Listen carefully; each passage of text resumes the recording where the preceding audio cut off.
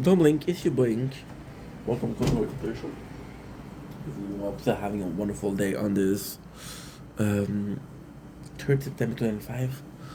This is the sunrise, so enjoy.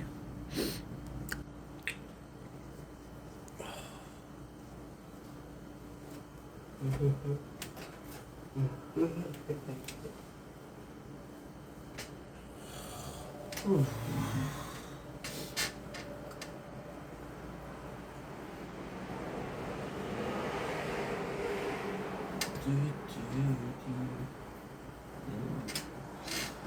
good.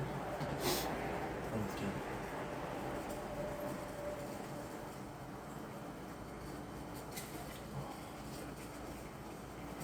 That's good.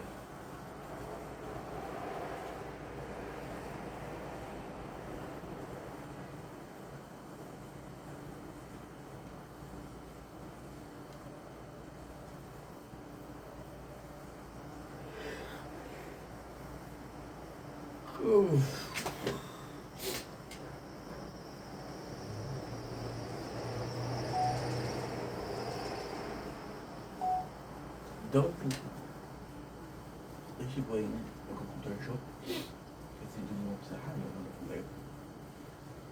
With 3rd September 2025. My apologies. We just woke up. It's early morning, it's right?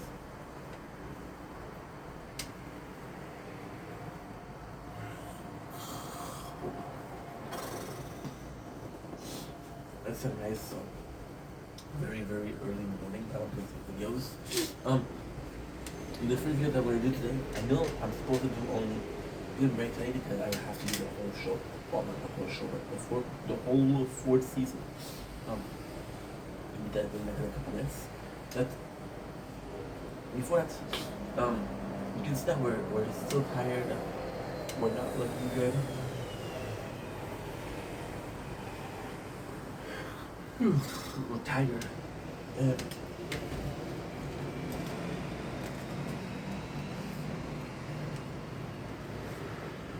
And you're like, why are you up in? Up what?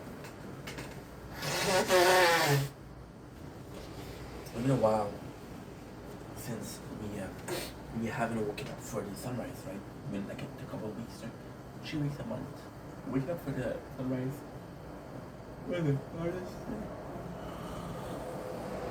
One of the hardest thing for reals is the worst hours. Because when I start waking up for the sunrise, it's the best. There's none that compares, right? This is my favorite time to feel, you know. The sunrise is my favorite time to feel over the sunset, right? And lately we've just been too tired because we're working so much, right? And it's a good thing because we're working a lot, but it's also a bad thing because you don't do what you feel is necessary to work. Waking up early like this, early, or as I say, early bird gets the worm. Oh, I'm getting the worm, maybe. More seriously, it's the hardest thing to do. You know, I did a video last week. I think I'm talking about how I felt like I didn't really work this year. I felt like I didn't make enough this year. Content, you know, not money, content. And I was thinking myself. I was asking myself why we feel that way. Is that true? It's just that we're rough with ourselves. It's just that we believe we could have done more, right? And I think the reality is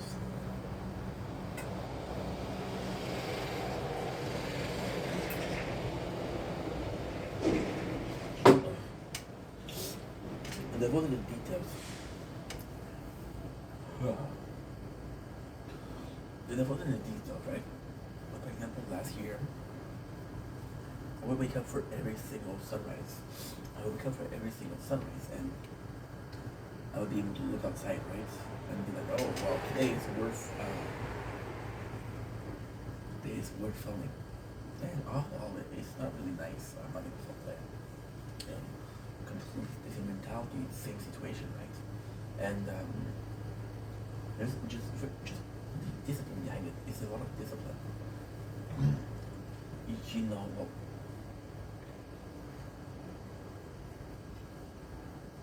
I think it's rough because there's a reason why mankind wake up so early. There's a reason why school starts so early, work starts so early, right? I think it's possibly our most energetic time or more productive time. Most productive time, yeah.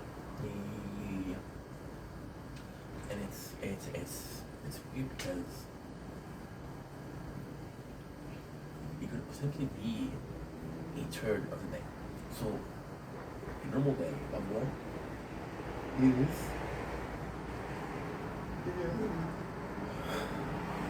8 hours, right? Now that's important because the 8 hours is one third. The second 8 hours is finding family, and the last 8 hours is sleeping. So there's a possibility that that's the whole reason as to why you're going up so early, but I think it's more productive, right? And it's so beautiful because literally you're wanting to be waking up every single morning. See, yesterday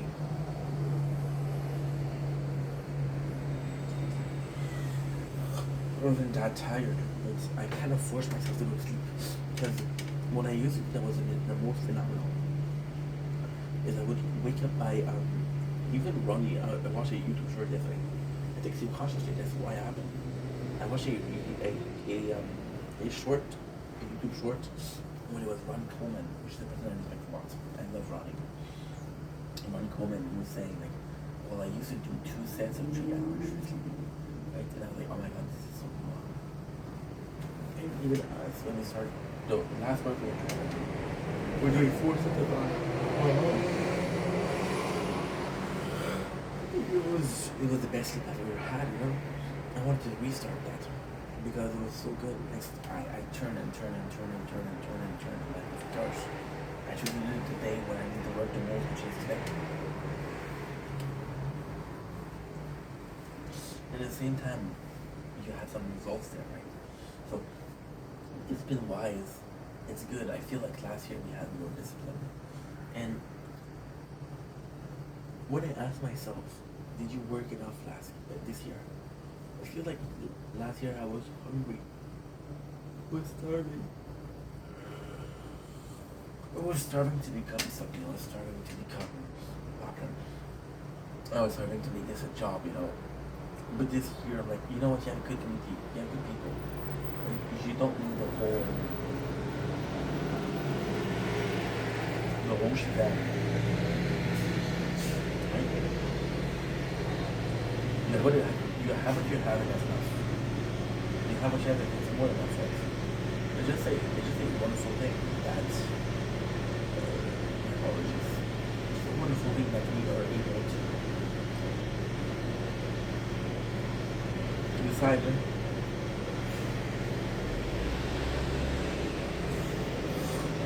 I was hungry, I'm not hungry, right?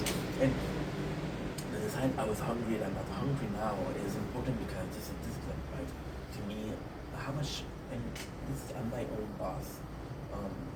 So this amount of self-discipline, asking yourself, hey, are you too authoritative with yourself? Are you too disciplinary with yourself? Or this is the right thing to do? I'm the kind of guy that you need to push, you need to push, you need to push. When I'm gone, when I'm going, I'm going. You know? But you need to push me to get there, which I am. That's life, but you know, and it's just a question of. To me, this was insane last year. The amount of, and I know that. So,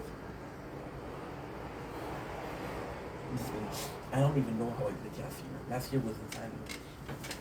Waking up to see the moon, waking up to see the sunrise, making sure that you got that sunrise, waking up early enough, going to bed, waking up early enough to do a stream, then to go live, then to do videos. It was nuts. At the same time, I felt a piece of it, right? Now, lately, and I also have felt a piece. That piece is simply the fact that, oh well, guess what? We did this. That's again. No, yes, that's yesterday.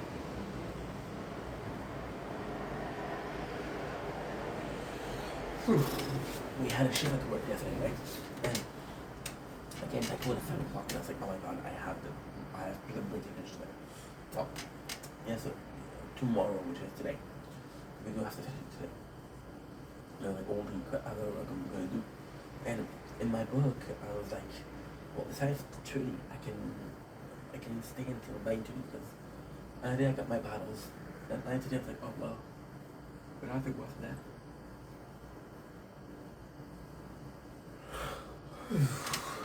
And then what happened is I managed to do the best possible scenario. The best possible scenario being, well, you know that you did pretty well because you did the A, B, and C, and we did at 8 or 8:30. The battle started. I was like, oh, I have to go. And I was like, we did 3 hours, and to me it was enough, right? And 3 hours is super good for the 8 hours of work we did.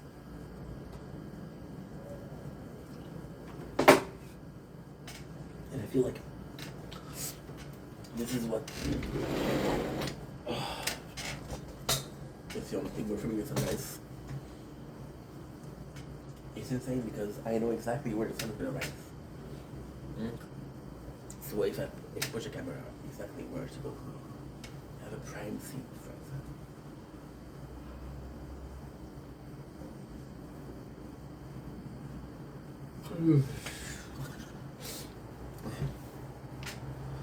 I don't know. I feel like there's a lack of boundaries. But it's self-imposed boundaries. It's self-imposed like, oh well, this is enough and this is not enough.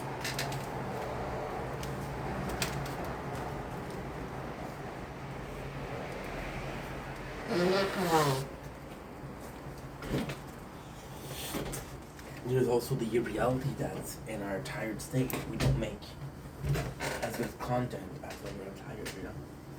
Then this reality that's like, oh well, you have to deal with that.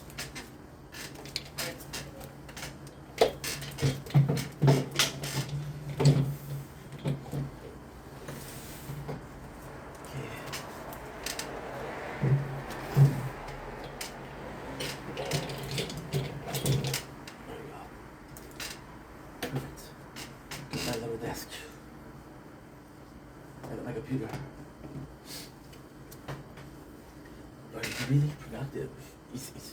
And that's also the question. If I'm so tired, am I really productive? But last year, I was able to do it because I was able to do it every single day. So your body clock is like, okay, well, this is time to go to sleep, this is time to wake up. Even if you're so tired, your body's like, oh, you know? And I miss that. I miss that discipline. I did. Last year we went crazy because we did so much work. I didn't have to question myself saying, did I do enough? But I'm like, bro, I can't do more, you know? But then there's a reality that comes with that. Too much is too much. And I feel like I'm one of those people that there's either too much or not enough, you know? There's also the possibility that we believe that the best possible time to make a video in the day is sunrise, which is only half true. Give me sunrise and give me sunset and I'm happy, you know?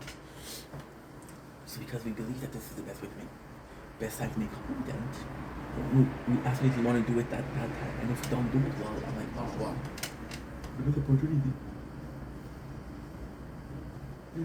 It's like this salesman. You say, oh, you make me miss myself. Okay, but that's not true. You make me miss myself. Oh my god, we talked about this with my dad. What was it? 2 days ago. He was talking about one of our common. I was gonna say friend of the family, yeah, sure. And this person is retired, they like to gamble in bingos. Yeah, bingo. And she's getting mad at people because they're stopping and say, hey, the machine is hot. Or the salesman that says, hey, you missed my sale. You haven't sold anything until the customer signs and say, hey, you make that sold, you make that sell. You didn't make that sell. You didn't do anything. You know? The machine's not hot. The machine won't be giving you more chances to win. And that's the way it is.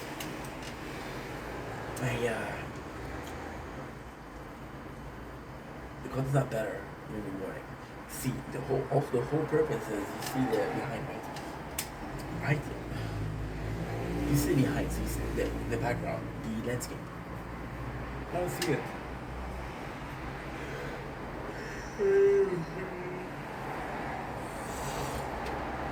If I'm lucky, I'm gonna see it because it's gonna show up. Like, if most of the time I don't see it. Like, this is the camera focusing.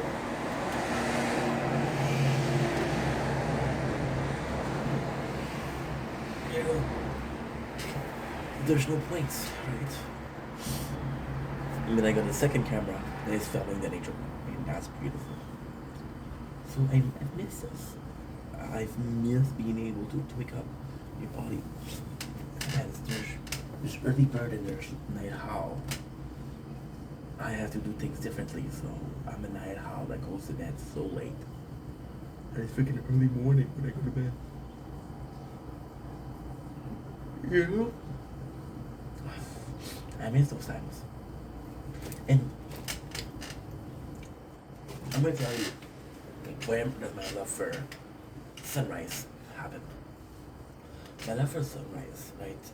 Just as a kid, cool. Okay, cool. As a kid, I had a love for moon because of Majora's Mask.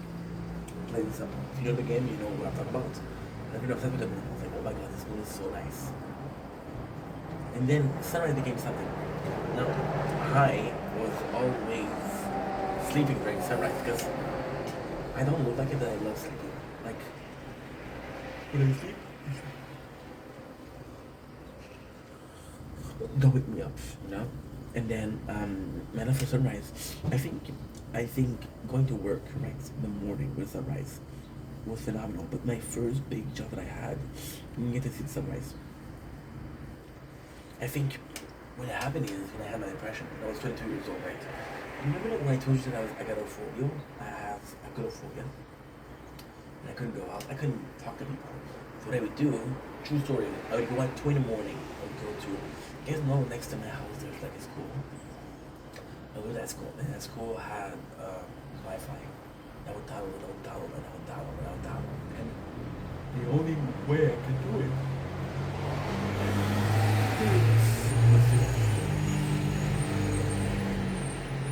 was to go extremely late. There was nobody. There was even time. There's a time I remember the cops told me, "Hey, are you okay? You're out loud. You're out late."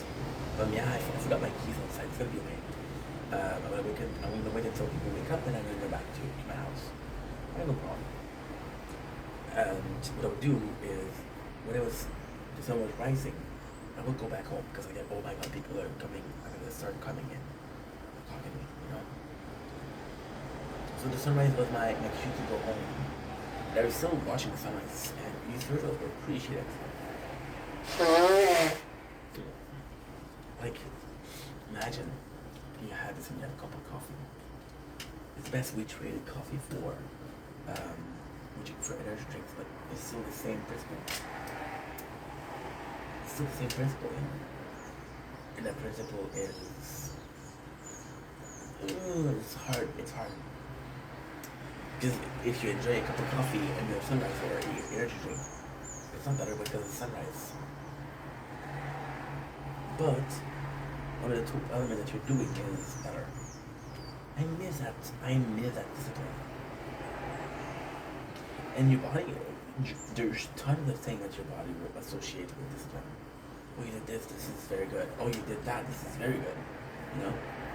And in the end, what is really what? You don't know what is really who you don't know. You just think that you know, right? But at the same time, this is important because if you think that something is more benefit, the fact that you're doing it, placebo effect, you can be like, oh yeah, this is more benefit, so I should do it more. But there's no difference. There's no difference, there's just a perceived difference. And we see where most people get confused at the same time.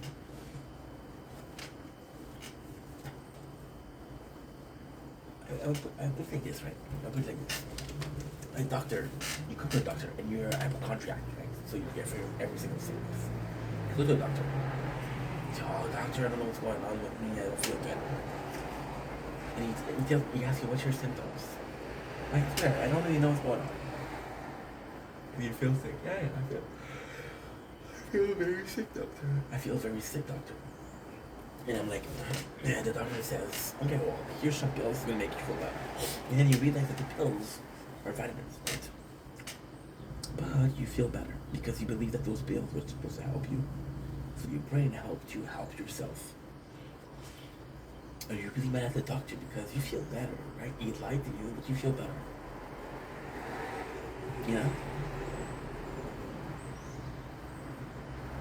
Plato Plato was one of the greatest minds alive.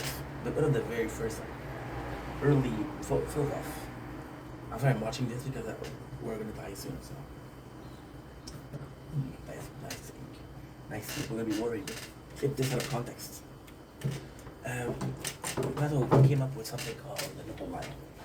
And he came up with something called the noble lie, which was, it's okay to lie if you don't hurt anybody. And it's okay to lie if you benefit, if it benefits everybody, right? In this case, this doctor is,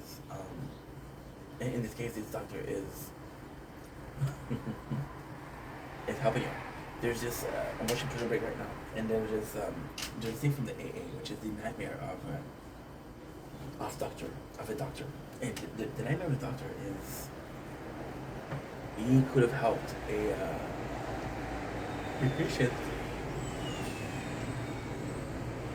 but by doing so, he was hurting him. In the end, he ends up not helping the patient. The patient dies, and it's his worst nightmare because he said, "Oh, I could have saved you, but I didn't. I chose to live you, do not hurt you, right? But you died. So, in the end, you know." So what I'm trying to say with that is, maybe me making video in the morning isn't incredible, isn't a godsend, you know. But at the same time, if I perceive it to be so, then I perceive it to be so. And if I perceive it to be so, then be it. You know, it's not a question of what is conceivable.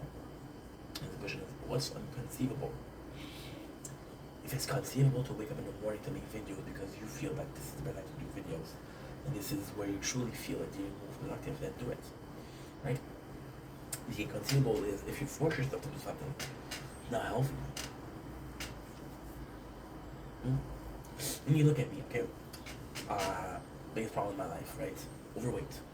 Force myself to eat delicious food. What a crime. Overworked. Force myself to work harder and harder. United. Force myself to work harder and harder and harder. Right? To what avail? So like that's the word I love. Avail. What avail? Did it really help? Anything that I worked so hard?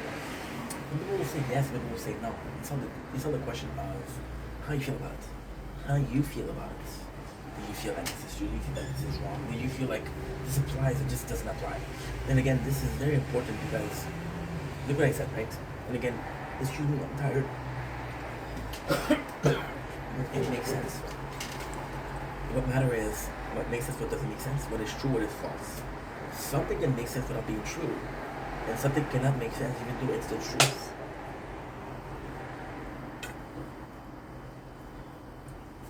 And even truth in itself is completely fabricated. Every single truth in the world is fabricated. Because the question is fabricated, right? You see a turtle.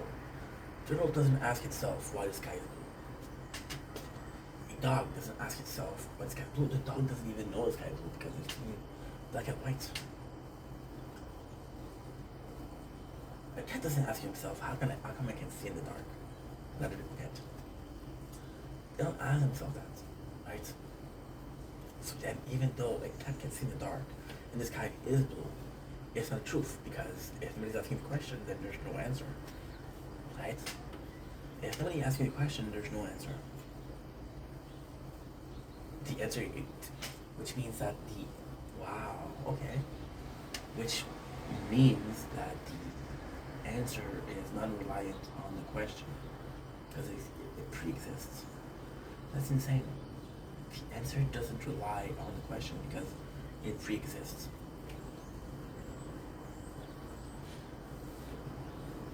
And if you think about that, you think about how the question is the question isn't the question. The question is a way to get the answer. It's beautiful. Mission of life, right? What you believe to be right and what you don't believe to be right. It's just nuts. It's just nuts.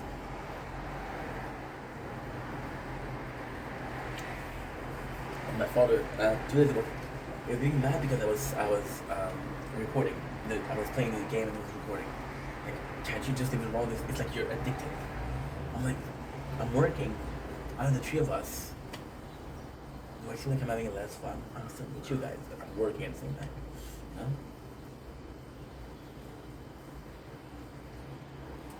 It's just complex. I think that the biggest tragedy in life is you don't understand shit. You don't really understand life. When you do, you're too old to enjoy it.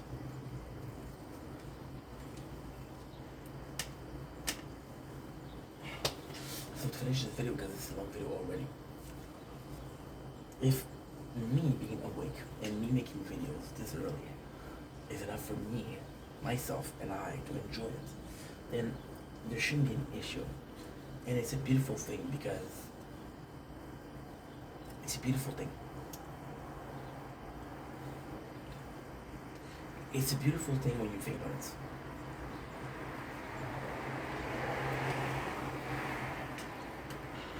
Because all I said, the last 26 minutes don't matter. The only thing that this video matters is, I feel like this is optimistic. I feel like this is what I want to do. Then do it, right? You don't need a reason to do something that you feel is right. You see somebody in a burning building. Did you run to save them? It's a fight answer. And this is also something that's important when you have this flight or fight answer.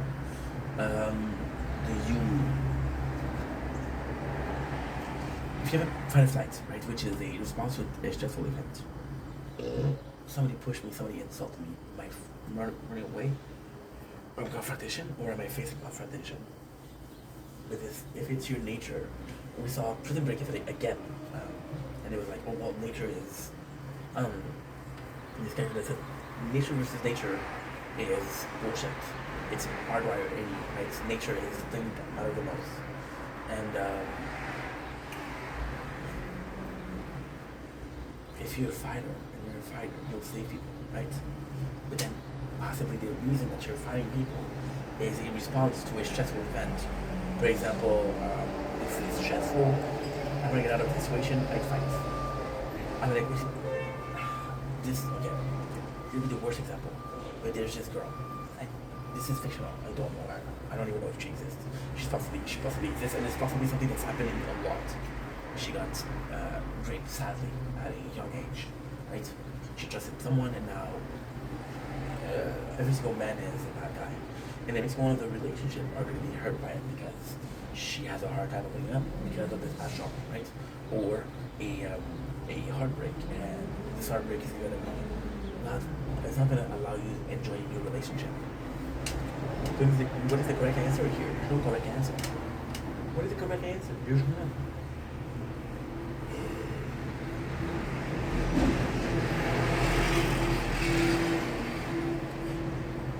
This trauma will teach you so many lessons. At the same time, it takes so much out of you. And this is exactly it. It's exactly it. Like, for example, imagine that you have a heartbreak, right? And your heartbreak, it teaches you a lot. You should have done this, I should have done that, I should have done this, I should have done that, right? And it's extremely important because you're seeing that and like, okay, well, this is what I did wrong, this is what I did right, this is what I did wrong, this is what I did right. When you're, oh my god, you're a better boyfriend because you broke up, right? And if you're lucky enough, you broke up with a girl that you really like, just like me. I broke up with a girl that I really loved. She broke up with me with a shitty boyfriend, right? With a shitty boyfriend. So then what I did, this is a horrible story. When I talk about regrets, this is what I talk about. Oh my god. I had this girlfriend, Leia, when I was 22, and I really loved her. I loved her more than I loved anything in the world. And I still haven't found a girl that I love that much, right? And with Leia, she had a lot of boyfriends, right? And with me, she was like one of my first official girlfriend, right? And with Leia, what happened is, I didn't treat her right. I was addicted to her. When she said something I didn't like, I just ran away, and I wasn't calling her every single day. I wasn't expecting her. She just waits for me, you know? And I don't know why. So she broke up with a shitty boyfriend, right? And then after Leia, I was destroyed for a year now. A year, I was depressed because of that, right? And it was horrible. And then after, I'm sorry, I'm watching again. This is such a beautiful game. And the worst thing is that I have one right in front of me. Go figure. We have 40 minutes speaking. Oh, I don't see this one. This is not good because if I die, I'm not gonna be able to see.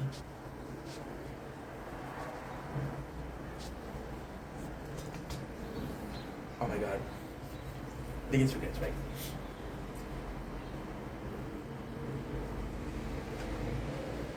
You did not break up to change me. You did not break up to motivate me to be a better boyfriend. After a year, I met this girl, right? Angie. And Angie was really nice. She was really nice. She was a good person. But I kind of used Angie. Because I knew she liked me. And did I love her? No. But what the fuck, right? No, the reality is, Angeline, although it wasn't love at first sight, I fell in love with her. I fell in love with her. But it was weird. I was like, I'm not making those efforts with you. For you, sorry. You're helping me become a better boyfriend. As soon as I'm a good boyfriend, I'm gonna try to go back with my ex, which is a fucking stupid deal.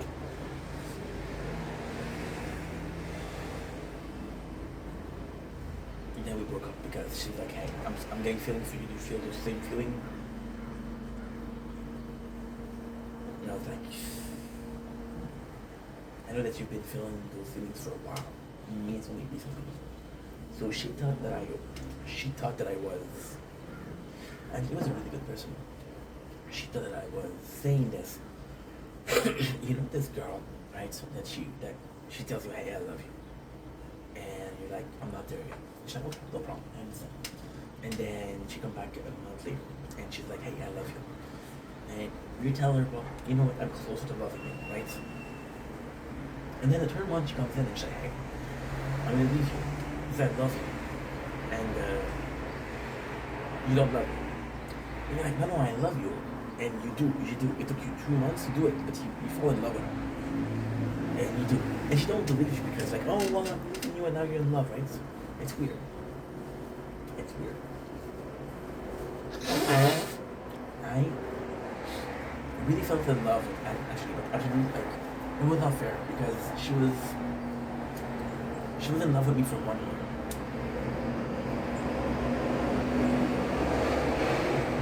And I was in love with her for a month and a half at the end, you know?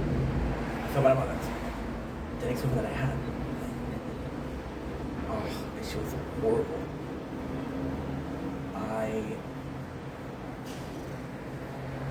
It was horrible. I met her through dating website. And she catfished me. Yeah, she catfished me. Um, which I wasn't mad about because I was like, okay, well,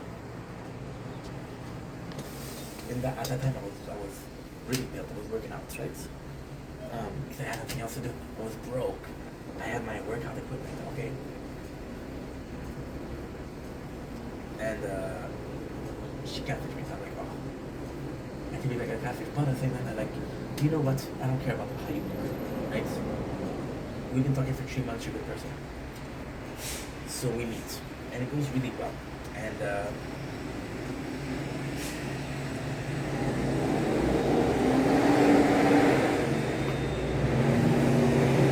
her father's a really nice guy. Her father's a really nice guy because he knows his daughter is kind of a shitty person. So he's super nice to me, right? And the first time we meet, it kind of goes well, right? And then she just becomes super mean. And the way she was treating me not bad, she was treating me bad like shit. For example, her mom had drug abuse problem. Her mom was owing her money. And she called her mom and was like, hey mom, you owe me money. And you're a piece of shit. I'm like, oh my god, how much does she owe you? They tell me how much, and I'm like, that's not a lot. And I'm like, oh, are you having a problem with money? She's like, no, I'm okay. Then later in life, you get more mature and you understand the principle of what it is constantly telling you, I'm gonna pay you, but they don't pay you. That's shitty, right? Janine was such a mean person. She was so mean. She was so mean. But at the same time, at a time, I'm depressed. At a time, I'm overweighted. I'm getting overweighted. When I first met Janine, I was in good shape. I had depression. I became overweight. And she was so mean. She was so mean. I never loved her. I never did. She came to my house. This is a true story. I can't believe I'm going to tell you that. She came to my house.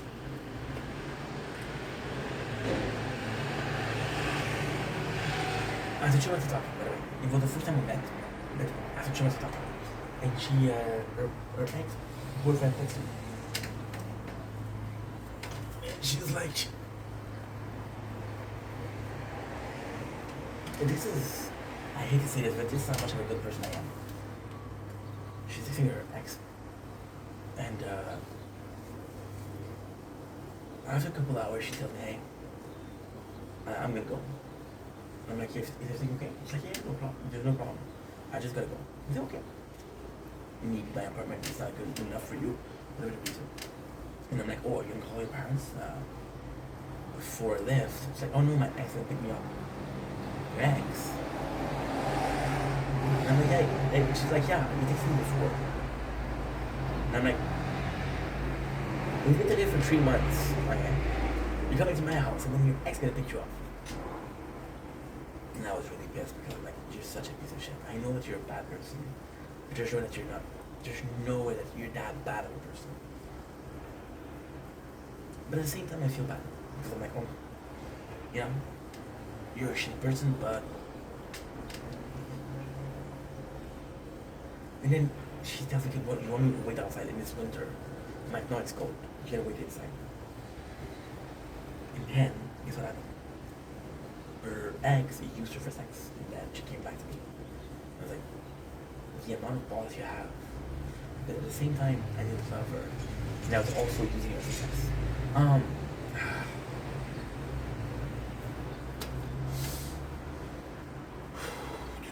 That's not true. I did love Rodney. Before we met, I loved him. When we met, I was like, oh my god. In real life, you treat people like shit, right? And it's kind of crazy because you don't really see those by text. You text me one-on-one, right? So you don't see them in social environments. I remember the first date that we had, we went to get some fried chicken.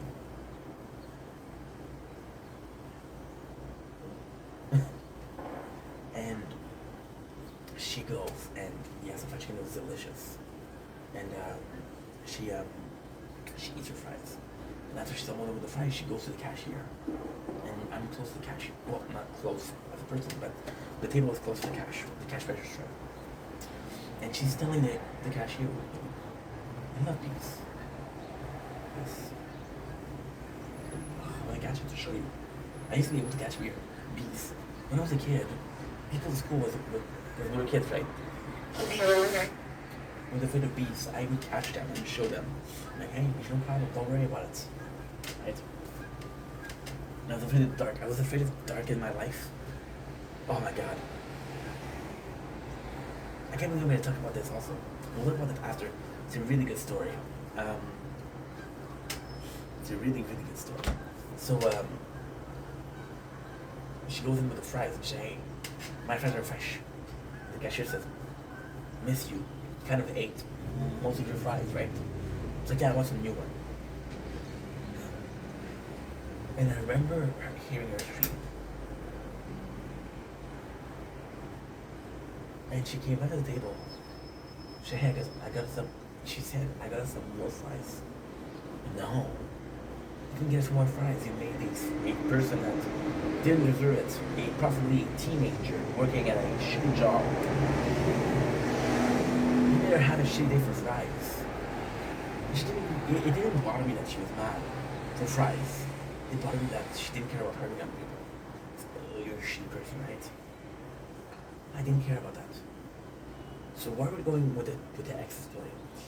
The ex's story is I was able to learn to be a better boyfriend, to learn to be a better companion, right? And to really be supportive. And I've learned that. But I haven't found a woman with who I truly was in love. So all these lessons in life don't serve no purpose. Because I haven't found a woman with whom I've had a relationship since then, of course, but it was never like my first relationship, right? And that's pretty much it. Now, for the night story, I'm going to end the video because it's already a long video. The night story is one of my favorite stories. When I was a kid, and I told you that before. I was afraid of the dark till I was 14, 15 years old. It's true. And it's so funny. Well, this is an amazing story. When I was young, my first time father, just like a boyfriend, like the first time boyfriend, he didn't know. So he sent me to bed at 7:30, and I'm like, oh my god, I'm going to bed at 7:30 at the biggest gangster school. Because my friends are going to sleep at 7 o'clock at night. And I grow up, and they grow up, and they go to bed at 8 o'clock, 9 o'clock. I still have to go at 7:30. It's like, no, you know, you wake up early, that's perfect. So the weight works. We're waking up at 5 o'clock in the morning to go to school because my father worked at 6 o'clock. So you're sitting in bed at 7:30, right? I don't know if you're good at math, right? But 7 plus 4:30 equal 12. 4:30. And then you give me another 5 hours. So my father wanted me to work to sleep for 9 hours and a half. I'm at practice, bro. I don't sleep. So at first, I'm turning, and my brain is so bored. This is the 90s, bro. There's nothing to do. There is absolutely nothing to do. So I'm imagining, and then I was a kid, I'm afraid of my father, because my father's very strict. He was very strict. He's still strict, but I'm like, okay, Dad. He's very strict. I'm afraid of my father, so I cannot leave the bed because he told me to stay in bed. So I turn, and I'm afraid of the dark because my brain is so active, and I'm seeing nothing. Like, what am I supposed to imagine? There's nothing. So imagine there's monster, right? And I'm afraid of monster for hours upon hours because I can't go to bed, right? And then when it's midnight, I fall asleep, and I'm like, oh, I'm like, and then I became a bit more mature. I want to say like 12, 13, 14. And I'm like, fuck that. In the summer, this is beautiful. I have those binders. And my father has this obsession with cutting binders. He ruined a couple of mine in the apartment. And I went to cut this one. I'm like, you don't touch this one. These you don't touch. So what I did is, my window is, let's say it's the size of this computer. It's not the size, but example. He cut the fences, he cut the binders, or what blocks the light, inches half an inch or maybe an inch more than you have to. There's so much light going out. But then I don't care because I'm reading. I just know that I'm reading. I'm listening to radio. And this is also the biggest reason. This is the most important thing.